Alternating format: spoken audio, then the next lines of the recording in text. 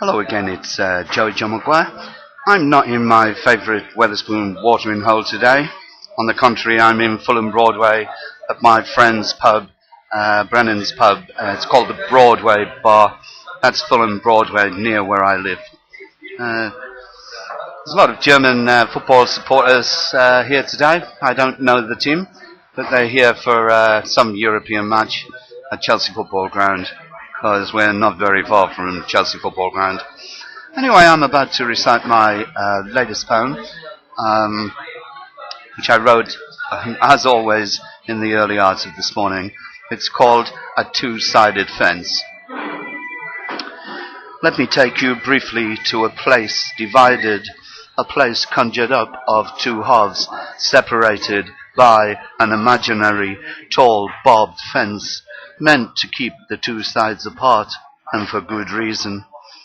On one side of the fence exists a hard-worked-for tranquility, where endeavour brings the daily good, and passive creatures roam, free to be creative for the good of others, a safe haven, a place of refuge where the daily sun shines as normal, but somehow appears to glow.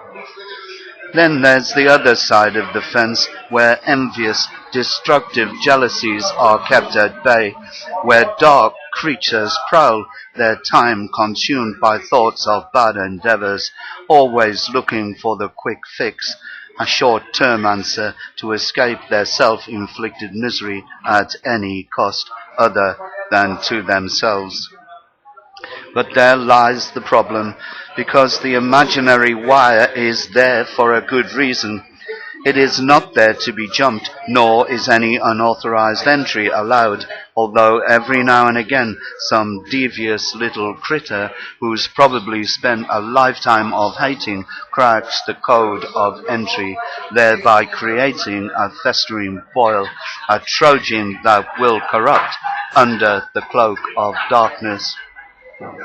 With the wire breached, the parasitic amoeba will multiply out of all proportion, and a fool can see that it won't be long before the good side is overwhelmed, having little experience of predators, its immune system easily corrupted, resulting in its beautiful glow being lost to the shadows, and defenseless, it is just a matter of time before it wilts and dies. That's why there must always be a fence, a barrier against evil, and although often easily jumped, one day, let's hope, it becomes unbreachable, with evil being permanently kept at bay, roaming in the darkness of its own side.